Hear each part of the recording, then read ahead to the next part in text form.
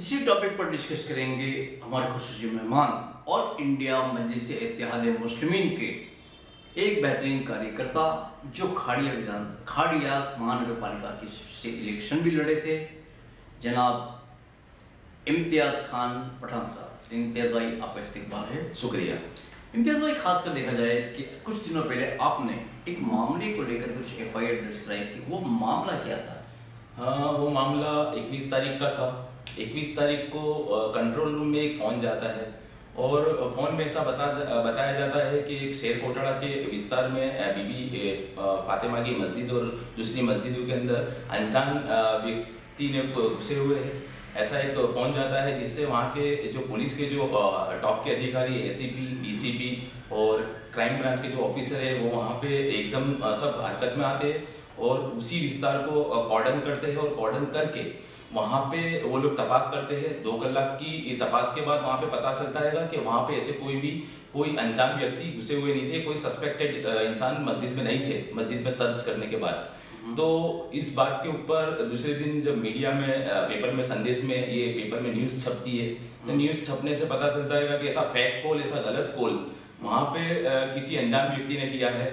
तो एक MIM की मजलिस का एक कार्यकर्ता के नाते और एक एडवोकेट के हिसाब से भी और एक इंडियन के हिसाब से भी मैं और हमारे जो शमशाद पठान साहब है, जो हमारे सिटी प्रेसिडेंट मजलिस इत्तेहाद मुस्लिमीन की हमारे अहमदाबाद के सिटी प्रेसिडेंट है, उन्होंने इसके ऊपर फरियाद करने की वो करी कि भाई हम इस पर फरियाद करेंगे। हमारे जो गुजरात के सदर है जनाब साबिर काबलीवाला साहब, उन्होंने एक आदेश दिया कि हमें इसके ऊपर एक्शन लेनी चाहिए। तो हमने उनके आदेश पे सिटी प्रेसिडेंट शमशाद पठान साहब की डिमांड से एक एडवोकेट के रूप से मैंने उनके साथ जाके कमिश्नर ऑफिस में इसकी फरियाद दी कि ये जो भी अननोन पर्सन है, ये जो जिसने गलत मैसेज कंट्रोल रूम में किया है तो उसके सामने FIR होनी चाहिए। अच्छा, आपने FIR की?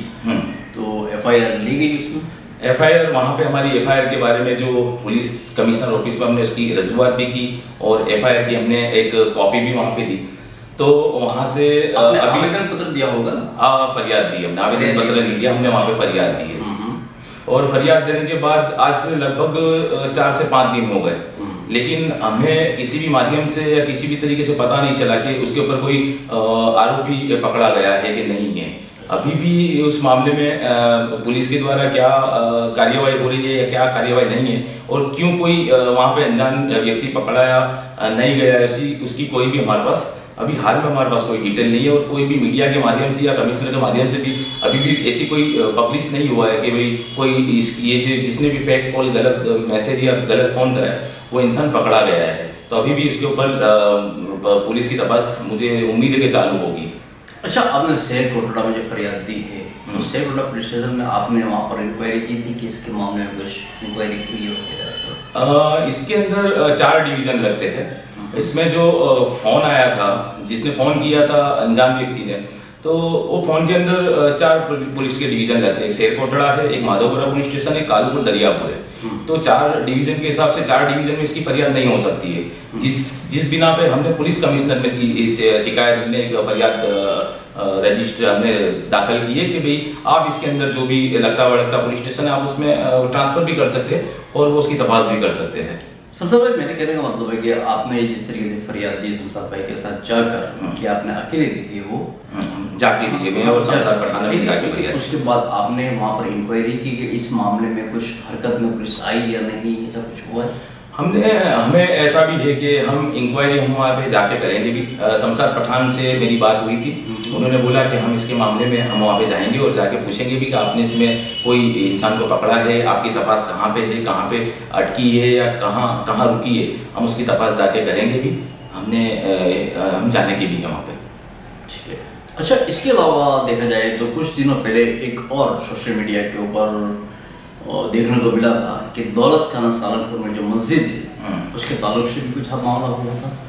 दौलत खाना की जो मस्जिद है अंदर, जिसे शायद मुझे उसके बारे में रानी की मस्जिद बोलते हैं उसे, तो उस मस्जिद के अंदर कुछ आर्कोलॉजिकल डिपार्टमेंट के लोग वहाँ पे कुछ तोड़ के अंदर कुछ बना रहे थे, तोड़ काम चालू था वहाँ पे, तोड़ने का काम चालू था। तो वहाँ पे ऐसा पता चला कि भी ये वहाँ पे जो काम चलता है तो आर्कोलॉजिकल विभाग के हिसाब से चलता है या कोई बिना परमिशन के चलता है, कौन कराता है, क्यों वहाँ पे तोड़ा जाता है, क्या ज़रूरत है वहाँ पे मस्जिद में तोड़ के काम करने की। तो जिसके लिए शमशाद पठान जो हमारे सिटी प्रेसिडेंट है मजलिस के, और हम और हमारे जो संगठन के साथी है, हम लोग वहाँ पे गए थे। हमने वहाँ जाके देखा, लेकिन वहाँ पे कोई आर्कोलॉजिकल के कोई भी ऑफिसर वहाँ पे हाजिर नहीं थे। तो दूसरे जो लोग थे वहाँ पे जो काम करने वाले थे, उन्होंने बोला कि भी हमारे ऑफिसर हाजिर नहीं है, तो उनसे आप बात कीजिए। शमशाद पठान ने उनसे फ़ोन पे भी बात की, लेकिन फ़ोन पे कोई वाजिबी जवाब उन्हें नहीं मिला। उन्होंने मिलने की बात करी कि हम आपसे मिलना चाहते, तो मिलने के लिए भी बोला कि अभी तो हम बाहर है। लेकिन हम जब उनकी यहाँ पे भद्र में इनकी ऑफिस है, जब शमशाद पठान और हमारा संगठन वहाँ पे मिलने के लिए गया, तो वहाँ पे से ऐसा बोला गया कि जो ऑफिसर है वो बड़ौदे की जो दूसरी हमारी मेन ऑफिस है, हाँ मेन ऑफिस है, वहाँ पे हम लोग बोले है, तो बोले हम वहाँ है, तो बोले हम नहीं मिल सकते ये वो। तो इस तरीके से है, तो उसके ऊपर भी आने वाले दिनों में हम उसके भी अंदर सवाल करेंगे वहाँ के जो आर्कोलॉजिकल। जिस तरीके से आप वहाँ पर पहुँचे तो आपने मंजर क्या देखा? मंजर में ऐसा देखा कि मस्जिद के अंदर एंटर होते ही जो दाई बाजू है वहाँ पे तोड़ने का काम चालू था, आगे भी तोड़ने का काम चालू था। और आप मस्जिद के उस तरफ जाओ तो कुछ वजू खाना जैसा था, वहाँ पे भी कुछ तोड़ा हुआ था वहाँ पे भी। तो वहाँ पे काम तो वहाँ पे तोड़ा तो है, 3-4 जगह पे तोड़ने का जो काम था वो चालू था, लेकिन वो उसकी क्या ज़रूरत पड़ी तोड़ने के लिए, वहाँ पे तोड़ा क्यों गया, और वहाँ पे तोड़े तो वहाँ पे क्या बनाएंगे और किसकी परमिशन से बनाएंगे। ये बहुत सारे सवाल थे जिसके जवाब तो जो आर्कोलॉजिकल के ऑफिसर है वही हमसे मिलेंगे, या हम उनसे मिलेंगे तो हम उनसे पूछेंगे कि ये सब क्यों हो रहा है। अच्छा, ये मामला भी करीबन मेरा मानना है कि 8 से 10 रोज हो चुके हैं। और एक बात और आती है कि आर्कोलॉजी डिपार्टमेंट के अलावा अगर कोई वहाँ पर कोई नुकसान पहुँचाता है उस इमारत को, जो आर्कोलॉजिस्ट के अंडर में आती हैं, जो भी मुन्नामेंट जो हैं आर्कोलॉजिस्ट अंडर में आते हैं, उसे नुकसान पहुँचाने पर 2 लाख का जुर्माना है। तो इस बात का आपको कोई जवाब नहीं मिला अभी तक कि वो आर्कोलॉजिस्ट डिपार्टमेंट की जानिब से किया गया था या किसी और की जानिब से किया गया था? हाँ, जवाब नहीं मिला है हमें, क्योंकि हम रूबरू वहाँ पे मस्जिद में भी गए तो वहाँ पे भी जवाब नहीं मिला। हम भद्र की जो ऑफिस है आर्कोलॉजिकल की, तो वहाँ पे भी वो जो आर्कोलॉजिकल के ऑफिसर थे वहाँ पे भी हाजिर नहीं थे, और वो बड़ौदे मेन ऑफिस में थे। तो हम उनसे पूछेंगे, क्योंकि कई मुद्दे हैं हमारे, कई मुद्दों पे हमारे काम चालू है, एक मुद्दा नहीं है। हम ये 10 मुद्दे पे कहीं ना कहीं रोज़मर्रा की ज़िंदगी में कहीं ना कहीं वो घटनाएं होती रहती है, तो हम वहाँ पे जाके काम करते रहते हैं। तो यहाँ पे भी हम जाएंगे, आज कल में ही जाएंगे, जाके आर्कोलॉजिकल के जो ऑफिसर है उनसे सवाल करेंगे, और अगर वो जवाब नहीं देंगे तो हो सकेगा तो हम कानूनी कार्यवाही करनी होगी, तो कानूनी उनके सामने स्टेप भी लेंगे। अच्छा इम्तियाज़ भाई, यहाँ पर आपको कहीं ना कहीं ऐसा नहीं लगता कि जिस तरीके से अब हम रोज़ा रोटी के मामले की बात करें तो वहाँ पर भी आपकी जो टीम है वो वहाँ पर गई हुई थी और FIR लिखाने की बात की गई, लेकिन उसके बाद में वहाँ पर आपने दोबारा फॉलो नहीं किया। इसी तरीके से जैसा देखा जाए तो आपने जिस तरीके से बताया अंदूपुरे का मामला, अंदूपुरा की मस्जिद जो थी, अंदूपुरा की मस्जिद है ना जो शेरकोटड़ा में आती है, उस मस्जिद की बात करें तो जिस तरीके से आप वहाँ पर पहुँचे लेकिन बाद में उसका फॉलो नहीं हुआ, इसी तरीके से जिस तरीके आपने बताया कि दौलत खाने की जो मस्जिद है उसमें कुछ हो रहा था और बड़ौदा आर्कोलॉजी डिपार्टमेंट वहाँ पर भी आपका फॉलो नहीं हो, तो ऐसा नहीं लगता कि आप आवाज़ उठाते हो लेकिन उसका फॉलो नहीं करते तो इसका नतीजा नहीं मिल पाता? नहीं, आप जो बात बोलते हैं वजर भाई, लेकिन उसमें से थोड़ा मैं वो कर दूँ कि अगर पीछे से फॉलो नहीं करते तो हम भद्र की जो ऑफिस है, ऑफिस यहाँ पे आर्कोलॉजिकल की, हम वहाँ पे 2-3 दिन के बाद वहाँ ना जाते। अगर वहाँ पे हमें जो अधिकारी है वो बड़ौदे ना होते, हमसे मिलते, तो शायद ये मामला उस टाइम पे सुलझ सकता था। हमें पता चलता कि वहाँ पे जो तोड़ने का काम चल रहा है तो उसका हमें रीज़न भी पता चलता, उसके ऊपर आगे क्या करना क्या नहीं करना हम उसको डिसाइड भी कर सकते थे। रहा सवाल कमिश्नर ऑफिस का, तो कमिश्नर जो यहाँ पे जो मस्जिद है बीबी फातिमा की मस्जिद सरस्वती, तो वहाँ की मस्जिद के लिए हमने पुलिस कमिश्नर में हमने फरियाद दी है। हम उसके लिए वहाँ पे तपास भी करेंगे कि इसमें FIR आपने करी है कि नहीं करी है, और उसके बाद आपने आरोपी को इसके अंदर अरेस्ट करा है कि नहीं करा है, जो सस्पेक्टेड इंसान है जो जिसने फेक कॉल कराया है, तो हम उससे तपास करेंगे। लेकिन ये मामले जो होते हैं ये पुलिस की ईमानदारी के ऊपर के मामले होते हैं। मैं हमारी जो इंडिया की जो पुलिस है, जो हमारी गुजरात की पुलिस है, मैं उनके काम पे मैं उंगली नहीं उठाता हूँ। इसके लिए मैं उनकी काम की कदर करता हूँ, क्योंकि पुलिस हमारा एक सुरक्षा कवच है। बिल्कुल। तो हम उसके बिना पे हम उनकी काम पे हमें जरा भी वो नहीं है कि वो काम नहीं करती है। तो इस तरह के, जैसा कि आपने देखा होगा कि दूसरे ही दिन संदेश न्यूज़पेपर में लिखा हुआ था कि सरसपुर और माधवपुरा की 3 मस्जिद में बॉम्ब रखे गए हैं। अच्छा। उन्होंने तो ऐसा हेडिंग दिया था अंदर संदेश ने, तो उन्होंने ऐसा हेडिंग दिया, और ऐसा हेडिंग देने के बाद जब लोगों ने देखा, एक कम्युनिटी ने, मुस्लिम कम्युनिटी ने देखा, जैसा हमने देखा, तो हमने तात्कालिक इसके ऊपर एक एफआईआर की डिमांड करी है। लेकिन पुलिस का सामने वहाँ पे तपास क्यों उन्होंने नहीं करी, क्यों एफआईआर नहीं करी है, तो ये उनकी एक कामगिरी के ऊपर भी एक उंगली उठाने वाली बात हो जाती है। तो हम उनकी कामगिरी पे शक भी नहीं करते। लेकिन हाँ, कहीं ना कहीं ऐसा भी पेपर के माध्यम से देखने मिला कि ये मॉक ड्रिल है, कहीं उच्च अधिकारी ने इसे मॉक ड्रिल करा हुआ है, ऐसा पेपर में लिखा हुआ था कि भाई ये मॉक ड्रिल है। तो मॉक ड्रिल इसे नील रिपोर्ट करके इसे बंद कर दिया गया है कि भाई ये नील हो गया, ये कोई अननोन पर्सन था तो इसको नील रिपोर्ट भर दिया है। लेकिन हो सकता है कि ये मॉक ड्रिल भी हो, ये पेपर में लिखा है मॉक ड्रिल हो। तो बहुत से सवाल है कि ये मॉक ड्रिल है या सही में कोई इंसान ने इसके अंदर ऐसा खोटा फोन करा हुआ है। तो ये बहुत सी चीज़ें हैं जिसके ऊपर हमें ये भी देखना पड़ेगा कि कौन से मुद्दे पे कौन काम करता है। इधर आर्कोलॉजिकल का इंसान है, इधर कॉमन इंसान है, इधर हमारी पुलिस है, गुजरात की पुलिस है। तो गुजरात की पुलिस के ऊपर हम एकदम से इस तरह उठा नहीं सकते, क्योंकि ये तो देखा जाए तो एक जात का जिसने भी फ़ोन करा है इसने मजाक करा है कि ऐसे फ़ोन करके नहीं, ऐसी पूरी हमारी पुलिस जो थी, एसीपी डीसीपी क्राइम का जो वो है पुलिस के लोग, ये 4 डिवीज़न की पुलिस है, वो वहाँ पे तुरंत चले गए। उन्होंने वहाँ जाकर पूरी छानबीन की, कॉर्डन करा पूरे एरिया को। तो कितना वक्त बिगना, कितनी ताकत आजमानी पड़ी पुलिस को। तो उनकी हम कामगिरी के ऊपर उंगली नहीं उठा सकते। तो हम इसके बारे में जाके कमिश्नर में जाके पूछेंगे भी कि भाई ये इंसान कौन था जिसने ऐसा गलत मैसेज करा है, हम इससे सब पूछेंगे भी। लेकिन पुलिस की सामने कामगिरी के ऊपर हम एक सवाल उठाना वो हम नहीं उठा सकते। अच्छा इम्तियाज साहब, मैं ये पूछना चाहूँगा खासकर इसमें कि जिस तरीके से जो ये हरकतें हो रही है, आपको क्या लगता है कि पिछले 20 सालों से, करीबन मैं 21 साल कहूँगा तो भी मुनासिब होगा कि पिछले 21 सालों में गुजरात में दंगे नहीं हुए, तो क्या ये कहीं ना कहीं कुछ तूफानी तत्व जो हैं वो दंगे भड़काने की कोशिश कर रहे हैं? आप किस नज़रिए से इसको देखते हैं? मैं इसे देखता हूँ कि अभी आगे आने वाला 2022 का इलेक्शन भी है, आगे इलेक्शन भी आ रहा है, बहुत नज़दीक है इलेक्शन हमसे, और गिनती के दिवाली के दिन है। आप देखते होंगे कि कमिश्नर, हमारे जो कमिश्नर है अहमदाबाद के, उन्होंने एक नोटिफिकेशन जाहिर करा कि भाई जितने भी मॉल है, जितने भी भीड़ के विस्तार है, वहाँ पे सुरक्षा बढ़ाई जाए पुलिस के माध्यम से। और उसके बाद ऐसा फोन जाता है कंट्रोल रूम में कि भाई ये मस्जिद में ऐसे अनजान व्यक्ति घुसे हुए हैं, वहाँ पे ऐसा है। तो इससे कहीं ना कहीं तो कोई ऐसे भी लोग हैं, ऐसी असामाजिक संस्था भी हो सकती है, ऐसे असामाजिक तत्व भी हो सकते हैं जो दंगा भड़काने की कोशिश भी कर सकते हैं। लेकिन मैं उम्मीद करता हूँ कि पुलिस जो है वो ऐसे जो जिसने ये फ़ोन करा हुआ है कंट्रोल रूम में, उसे पुलिस पकड़े, और उसे पकड़ के उसके सामने जो हमारी जो कायदेसर की जो कार्यवाही है, इंडियन पीनल कोड की जो सेक्शन 177 505 के हिसाब से उनके सामने एफआईआर दर्ज करे, उन्हें मीडिया के सामने पब्लिश करे, ताकि दूसरे लोग उसे देखें और उसे देखकर उन्हें इबरत हासिल हो कि आगे आने वाले टाइम पे इस तरह का कोई भी गलत मैसेज कंट्रोल रूम में भूल से भी वो ना करे। बिल्कुल, बहुत अच्छी कोशिश आपकी समझ। सॉरी इम्तियाज़ भाई, अच्छा एक खास कर सवाल मैं आपसे ये कहूँगा कि जहाँ तक अहमदाबाद की बात करें तो कहते हैं कि हर साल वहाँ पर 8वें गरबे को, वहाँ पर कुछ 8 मंदिर हैं और एक जो है ये रोज़ा रोजी का मज़ार है। तो हर साल कहा जाता है कि 8 मंदिर पे से होते हुए उस गरबे को यहाँ रोज़ा रोजी की दरगाह पे लाया जाता है और वहाँ पर ये लोग गरबा करते हैं। तो यहाँ के जो जिस तरीके से बातचीत हुई, वहाँ पर भी सवाल एक ये उठता था कि आर्कोलॉजी डिपार्टमेंट के अंडर में रोज़ा रोजी की दरगाह आती है, तो उसके जो फरियादी है वो भी आर्कोलॉजी डिपार्टमेंट का इंसान ही होना चाहिए या ऑफिसर होना चाहिए। तो वहाँ पर भी आर्कोलॉजी डिपार्टमेंट की जानिब से कुछ फरियाद की गई है?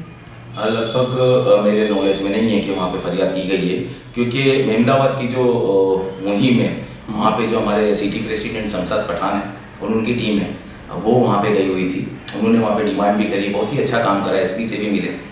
मैं अनफॉर्चुनेटली वहाँ पे नहीं जा सका, किसी काम में मुब्तला था तो, लेकिन आर्कोलॉजिकल के जो भी अधिकारी है उन्हें इसकी फरियाद करनी चाहिए। ठीक है, तो आप अगर जब बड़ौदा जाने की बात करते हैं तो बड़ौदा में मेन सेंटर है, जितने भी आर्कोलॉजी डिपार्टमेंट की जो परमिशन वगैरह है वो बड़ौदा से मिलती है। हाँ, 100%। तो वहाँ पर आप जाएंगे तो इसके मुतालिक भी आप कुछ इसकी बात 100% इसके मुताबिक हम लोग बातचीत रखेंगे। जैसे कि यहाँ सारा जो मस्जिद है, मस्जिद के अंदर जो तोड़ने का जो काम चालू हुआ है आर्कोलॉजिकल के डिपार्टमेंट के हिसाब से, तो उसका भी सवाल करेंगे। रोज़ा रोजी के वहाँ पे अगर इस तरह का कोई प्रवृत्ति होती है तो उसके भी सामने हम सवाल करेंगे। आर्कोलॉजिकल की जिम्मेदारी में आता है।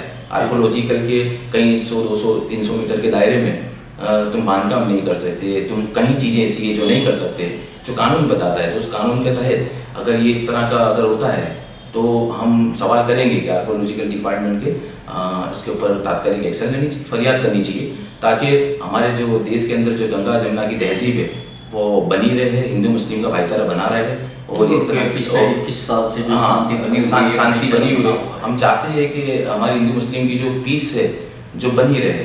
तो हम उस पीस के जो शांति है, शांति बनी रहे, हम उसी माध्यम से हम एक मजलिस की पार्टी की ओर से और एक वकील होने के नाते और एक भारत का नागरिक जो उसके होने के भी नाते मैं वही चाहता हूँ कि हम हर मुद्दे में इसके लिए हम चाहते हैं कि वहाँ पे हिंदू मुस्लिम या सिख ईसाई या पारसी अगर इस तरह की बात हो, वहाँ जाके कि गलत है तो उसे गलत को कोई हवा ना दे। हम इसीलिए हम हमेशा कोशिश करते हैं कि हमारे लोगों का यहाँ पे भाईचारा बना रहे। सवाल यहाँ पे है कि मस्जिद के अंदर जिस तरीके से मस्जिद की बात आई थी कि मस्जिद में ऐसे अननोन पर्सन घुसे हुए ऐसा गलत फोन करा था। अगर मस्जिद की जगह मंदिर के अंदर का भी अगर ऐसा होता कि मंदिर में अगर कोई ऐसे अनजान व्यक्ति घुसे हुए, चर्च में ऐसे अनजान व्यक्ति घुसे, अगर ऐसा मैसेज भी होता तो मजलिस की ओर से और एक वकील होने के नाते मैं वहाँ पे भी उनके लिए भी खड़ा रहता।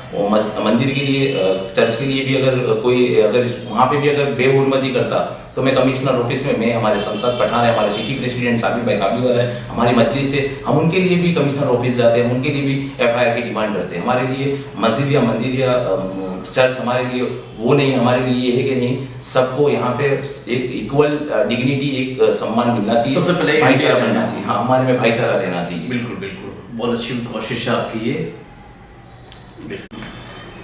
तो बहुत ही बेहतरीन कोशिश है शमशाद भाई, और तो बहुत ही बेहतरीन कोशिश है इम्तियाज़ भाई आपकी ये। तो अब मैं आपको मीम के ताल्लुक से पूछना चाहूँगा और इंडिया मजलिस से इत्तेहाद मुस्लिमीन के ताल्लुक से ये चीज़ पूछना चाहूँगा खासकर कि ऑल इंडिया मजलिस से इत्तेहाद मुस्लिमीन आने वाले जो इलेक्शन हैं 2022 के, इसके ताल्लुक से क्या एजेंडा लेकर चलती है? सब एजेंडे तो बहुत है। एजेंडे के अंदर तो आप कॉरपोरेशन के इलेक्शन में देखो तो गटर लाइट, पानी की एजेंडे होते हैं, और आप MLA के इलेक्शन में देखो तो MLA के अंदर जो बेसिक फैसिलिटी है एरिया के अंदर, बेसिक फैसिलिटी के हिसाब से इलेक्शन लड़ा जाता है। तो हम चाहते हैं कि मजलिस की ओर से जितने भी लोग आने वाले, कॉरपोरेशन का तो इलेक्शन चला गया, लेकिन आने जो विधानसभा का 2022 का जो इलेक्शन है, हम चाहते हैं कि उस इलेक्शन के अंदर जो बेसिक सुविधाएं हैं वहाँ पे, जैसे लाइब्रेरी है, जैसे स्कूल है, जैसे अस्पताल है, जैसे टॉरेंट के जो बिल जो दिन पे दिन बढ़ते जा रहे हैं, क्यों कम नहीं होते, क्यों घटते नहीं हैं। इसके अलावा भी आपने देखा होगा मजलिस की ओर से हमने प्रेम दरवाजा में भी महंगवारी के ऊपर हमने आंदोलन किया हुआ था। उसके बाद हमने दानी लिबड़ा सर्कल पर आंदोलन किया, रखियाल में हमने आंदोलन किया जिसकी परमिशन नहीं मिली, तो वहाँ पे हमारी मजलिस की अटकायत हुई वहाँ के कार्यकर्ताओं की, लेकिन बाद में पुलिस ने उन्हें छोड़ दिया था। तो हम महंगवारी के मुद्दे के ऊपर हमने 3 से 4 जगह पे हमने अहमदाबाद के अलग अलग विस्तार में हमने डिमांड करी है, क्योंकि बेसिक अभी हाल में जो देखा जाए तो महंगवारी है। जब महंगवारी के ऊपर हमारा ज़्यादा फोकस रहेगा, हमारा गैस, लाइट, उसके अलावा भी जैसे तेल के डब्बे है, जैसे पेट्रोल का जो भाव है जो 100 से ऊपर चला गया है, तो हम चाहते हैं कि वो सब मुद्दों के ऊपर मजलिस काम करे। उस सब मुद्दों के ऊपर हम जो बीजेपी सरकार है, हम उससे डिमांड करें कि आपकी सरकार है तो आप इस दाम को कम करिए, क्योंकि गरीब लोग हैं, वो गरीब लोगों की ज़िंदगी बद से बदतर हो गई है। तो हम चाहते हैं कि ये मुद्दों पे हम लोग हमारा स्टैंड रखेंगे और हम डिमांड करके यही मुद्दों के ऊपर हम लोग आगे इलेक्शन भी लड़ेंगे और आगे हम काम भी करेंगे। अच्छा, इम्तियाज़ भाई, आपसे खासकर एक बात और पूछना चाहूँगा कि आप शमशाद भाई के और शाबिर भाई के बहुत ही करीबी रहे हो, तो एक बात ये खासकर बताइए कि अभी तक जो है वो संगठन की रचना हुई है या नहीं? संगठन की रचना बहुत अच्छी हुई है। शायद थोड़ा बोलते हैं ना 70% जैसी हमारे संगठन की रचना हो चुकी है, 30% जैसी रचना बाकी है। क्योंकि आपने देखा होगा कि जो मजलिस है, मजलिस ने फरवरी महीने में इलेक्शन लड़ा हुआ था यहाँ पे। आज पूरा 1 साल नहीं हुआ है। आज पूरा 1 साल नहीं होने के बावजूद भी आपने मजलिस का मजहर भाई आपने देखा होगा, काम देखा होगा, आंदोलन आपने अहमदाबाद में देखा होगा, मजलिस में कई मुद्दे उठाए आपने देखा होगा। जो मजलिस 1 साल पहले जिसे कोई जानता नहीं था अहमदाबाद गुजरात में, आज उसे पूरा गुजरात जानता है, पूरा अहमदाबाद जानता है कि मजलिस ये मुद्दे पे काम करती है और साथ में संगठन भी बना रही है। तो ये जो 2 काम है, संगठन बनाना और साथ में पब्लिक के मुद्दों के लिए ये 2 काम करना, ये 2 काम जो चैलेंजिंग काम मजलिस करती है और कर रही है। तो आने वाले टाइम पे हो सकता है कि हम पूरा संगठन भी बना लें और 2022 के इलेक्शन के अंदर अच्छी से अच्छा इसका परफॉर्मेंस भी कर सकेंगे। अच्छा, यहाँ पर एक बात और बताइए खासकर कि जिस तरीके से और इंडिया मजलिस से इत्तेहाद मुस्लिमीन की जो छवि है, जो एक तस्वीर है असदुद्दीन ओवैसी साहब को लेकर कि ये सिर्फ एक मुसलमानों की पार्टी है, इस देखकर आम जो हिंदू है वो इससे, नॉन मुस्लिम जो भी हैं और उससे कतराते हैं। छोटे भाई वसावा को आपने पहले साथ लिया था, तो इस मरतबा अदर कम्युनिटी के लिए आप किस चेहरे को लाएंगे? ये तो डिसाइड हमारे जो गुजरात के जो हमारे प्रमुख है साबिर भाई काबलीवाला साहब, वही डिसाइड करेंगे कि कौन सा हम चेहरा लाएंगे। लेकिन आपने जो बोला, आपके सवाल में ही आपका जवाब है कि छोटू भाई वसावा से हमारा जो आदिवासी समाज है उनके साथ मजलिस का अलायंस पहले गुजरात में आने से पहले हुआ, अलायंस हुआ। आपने हम आपको बताना चाहते हैं कि पश्चिम जोन है यहाँ पे, पश्चिम जोन बोड़कदेव के बाद सफाई कर्मचारी वहाँ पे स्ट्राइक पे बैठे हुए। आज लगभग उनका 7वां या 8वां दिन होगा बोड़कदेव में। तो वो स्ट्राइक के अंदर वो लोग बैठे हुए, उनकी डिमांड ये है कि उन्हें 4 महीने से पगार दिया नहीं गया है। अच्छा। और लास्ट ईयर जब उन्हें प्रॉमिस दिया गया था कि हम उनको कायमी नौकरी पे रखेंगे, लेकिन अभी भी उनको कायमी नहीं किया गया है। तो जिसकी वजह से वो लोग वहाँ पे हड़ताल पे बैठे हुए बोड़कदेव जोनल ऑफिस पे। आज 8 दिन हो गए, लेकिन 2 दिन पहले मजलिस की ओर से सिटी प्रेसिडेंट शमशाद पठान, मैं खुद और मेरे साथ हमारे मजलिस के जो संगठन के लोग थे, हम लोगों ने वहाँ जाके जो सफाई कर्मचारी, जो वाल्मीकि समाज के लोग हैं, हम लोगों ने उनके बीच में जाके, उनके जो आंदोलन है उनके बीच में जाके हमने ये ऐलान करा कि मजलिस आपकी लड़ाई के साथ है और मजलिस आपको जो लड़ाई के अंदर जो भी सपोर्ट होगा, हम आपके हक अधिकार के लिए मजलिस हमेशा आपके साथ खड़ी रहेगी। और एक वकील होने के नाते शमशाद खान और इम्तियाज खान ने वहाँ पे ऐलान करा है कि अगर आपके ऊपर कोई भी लीगल कार्यवाही, अगर वहाँ के जो कॉर्पोरेशन के अधिकारी या सरकार या पुलिस करते हैं, तो हम मुफ्त में आपकी वकालत करके देंगे। तो हमने वहाँ ऐलान करा है। तो ऐसा नहीं है कि मजलिस सिर्फ मुसलमानों का काम करती है। 2 दिन पहले बोड़कदेव के वहाँ पे सफाई कर्मचारियों के लिए भी हम लोग उनके आंदोलन को भी जाके हम लोग सपोर्ट करके आए हैं। तो ये गलत बात है। एक बात और कहूँ खास साहब आपसे कि खासकर जिस असदुद्दीन ओवैसी साहब से मैंने एक सवाल किया था कि गुजरात के सीमांकन को लेकर क्या लगता है कि मजलिस जीतेगी, तो उस वक्त असदुद्दीन ओवैसी साहब का एक जवाब था कि हाँ, हम अच्छे कैंडिडेट चुनेंगे और मेहनत करेंगे तब इंशाल्लाह जीतेंगे। तो इसमें क्या लगता है कि उनके जवाब में कहीं ऐसा है कि अच्छे कैंडिडेट जो हैं वो विधानसभा लड़ने के लिए फिलहाल उनकी तलाश जारी है?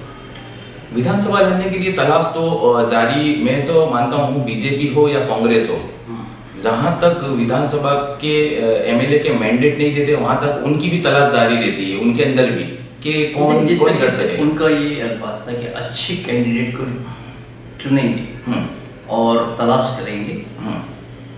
तो कहने का मतलब ये है कि तलाश करना वो बात कुछ और हो जाती है और मेरिट देना वो बात कुछ और हो जाती है। नहीं, देखो आपने जो असदुद्दीन बैरिस्टर साहब का जो बोला, तो बैरिस्टर साहब के सवाल और जवाब उनके 10 मायने होते हैं, उनकी 10 वजह होती है उनके जवाब में। तो उनके जो सवाल और जवाब का समझना मेरे लिए तो बहुत वो है, पॉसिबल तो नहीं है। लेकिन हाँ, मैं उनके बात के अंदर इतना तर्क रखते हुए मैं बात को जोड़ सकता हूँ कि आपने देखा होगा यहाँ पे सूरत में जो इलेक्शन लड़ा हुआ था, जब वहाँ पे तो मजलिस ने इलेक्शन नहीं लड़ा था, वहाँ पे आपने देखा कि आम आदमी पार्टी की नहीं सीटें आई। आपने गांधीनगर के इलेक्शन में देखा होगा, गांधीनगर के इलेक्शन में भी आपने देखा कि वहाँ मजलिस नहीं लड़ी, बिल्कुल। तो वहाँ पे भी कहीं ना कहीं आम आदमी पार्टी की सीटें आई। तो सवाल आके वहाँ खड़ा रहता है कि जो इल्जाम लगाते हैं कि मजलिस बीजेपी की बी पार्टी है, तो जहाँ मजलिस नहीं लड़ती वहाँ कांग्रेस क्यों नहीं जीतती है। और सवाल ये भी आगे खड़ा रहता है कि कांग्रेस के अंदर अगर कांग्रेस यहाँ पे फरवरी में जो हम MIM की पार्टी की ओर से लड़े थे, मैं खुद लड़ा था खाड़ी 28 वोट से, 21 कैंडिडेट लड़े थे, सिर्फ हमारे पास 20 से 25 दिन थे, और 20 से 25 दिन में 21 कैंडिडेट हम लोग चुनाव लड़ते हैं, और चुनाव लड़ने के अंदर 7 सीटें, अगर 20-25 दिन में अगर 7 सीटें, जबकि संगठन भी नहीं बना था, जो आपने मुझसे सवाल करा था संगठन का, जब तो संगठन भी नहीं बना हुआ था, तो संगठन बिना अगर 21 सीटें आ सकती है ने यहाँ पे जो गांधीनगर और सूरत के अंदर अगर कांग्रेस को मजलिस नहीं होने के बावजूद भी अगर सेक्युलर वोट नहीं मिलते हैं, आपको मुस्लिम वोट आपको नॉन मुस्लिम वोट भी नहीं मिलते हैं, तो उसके हिसाब से तो मैं वो कह ही सकता हूँ, असद साहब की बात से मैं थोड़ा तर्क जोड़ के कह सकता हूँ कि हम लोग 2022 का इलेक्शन भी लड़ेंगे, और इंशाल्लाह हो सकेगा तो ज़्यादा से ज़्यादा सीटें जीतेंगे, और एक इतिहास बनाएंगे हम लोग गुजरात के अंदर 2022 के MLA के इलेक्शन को। अच्छा, गुजरात के ताल्लुक से जब मैंने असद साहब से सवाल किया तो असद साहब का जवाब ये था कि गुजरात के ताल्लुक से जो भी जवाब हैं वो साबिर भाई काबली वाला देंगे, लेकिन साबिर भाई काबली वाला की जानिब से कोई रिस्पॉन्स नहीं मिलता, इसकी क्या वजह हो सकती है? असद साहब ने गुजरात की जो जिम्मेदारी है वो हमारे जो जनाब सदर काबलीवाला साहब को सौंपी हुई है। अब साबिर भाई काबलीवाला साहब जो हमारे सदर है, हमारी पार्टी के अध्यक्ष है, तो वही डिसाइड करेंगे किसे चुनाव में किसे लड़ाना किसे नहीं लड़ाना। अमुक चीज़ें ऐसी होती है जो उनकी ऊपर लेवल पे जो असद साहब से उनकी गुफ्तगू होती होगी, लेकिन अमुक चीज़ें वो बता सकते हैं, अमुक चीज़ें नहीं बता सकते, पॉलिटिकल चीज़ें होती है, तो उसके अंदर तो हम नहीं बोल सकते हैं। लेकिन हाँ, साबिर भाई काबलीवाला साहब को पूरा अथॉरिटी दी हुई है असद साहब की तरफ से कि गुजरात आपके हवाले है, तो आप चाहे आप ऐसे डिसीजन लो, तो इसके लिए साबिर भाई काबलीवाला साहब बेहतर से बेहतर डिसीजन लेंगे 2022 के इलेक्शन में। जिस तरीके से ये असद साहब से मेरी जब बात हुई और उनसे मैंने सवाल किए, उसके बाद मैंने साबिर भाई से काफ़ी कॉन्टेक्ट किए, लेकिन उसके बावजूद भी साबिर भाई की तरफ से कोई रिप्लाई नहीं आया।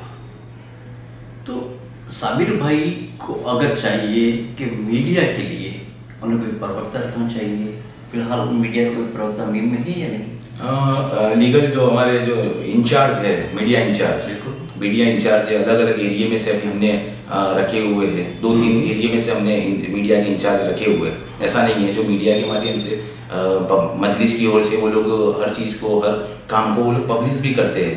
सोशल मीडिया पे आप देखोगे तो मजलिस का काम ज़्यादातर सोशल मीडिया पे हो रहा है, लेकिन इलेक्ट्रॉनिक मीडिया और प्रिंट मीडिया के माध्यम से अगर देखा जाए तो मैं मानता हूँ कि जीरो के बराबर नहीं, जीरो के बराबर नहीं है। 2 से 3 इलेक्ट्रॉनिक मीडिया है जो मजलिस से जुड़ी हुई है, और मजलिस के जो भी प्रोग्राम है उसे कवर भी करती है और उसे पब्लिश भी करती है, दिखाती भी है। लेकिन हमारे यहाँ एक ट्रेंड होता है कि लोगों को बस जैसे कि GTV, VTV, ऐसे नेशनल टीवी, NDTV, तो उनको वो देखने का क्रेज होता है, तो लोग वो जो छोटे ब्लॉग होते हैं, छोटे इलेक्ट्रॉनिक मीडिया होती है, उसे कम देखते हैं, तो ऐसा लगता है कि इलेक्ट्रॉनिक मीडिया नहीं है। लेकिन आज की तारीख पे 2 से 3 हमारे पास है, आने वाले टाइम पे ज़्यादा से ज़्यादा होंगे, और 2022 के इलेक्शन में बहुत ज़्यादा होंगे। एक कई मीडिया कर्मियों की शिकायत रही है कि मजलिस की जानिब से कोई रिस्पॉन्स उन्हें नहीं मिल रहा है, तो ये क्या इस बात को आप मजलिस तक के सदर तक पहुँचाएंगे? मैं सदर साहब की जो हालात है मैं जानता हूँ, क्योंकि आप देखते होंगे कि आज महंगाई का इतना आगे बढ़ चुका है कि सदर साहब के उनके बिजनेस भी बहुत है, तो बिजनेस में भी मुब्तला रहने का। आप सदर साहब की पोजीशन देखिए, एक पार्टी चलाने की, सदर साहब का देखिए आपने बीच में ऑक्सीजन। सदर साहब अगर सदर साहब जो है वो मीडिया को जवाब नहीं दे सकते, तो क्या वो अपने प्रवक्ता को तो रख सकते हैं? प्रवक्ता के रूप में हमारे है प्रवक्ता, जैसे सिटी प्रेसिडेंट।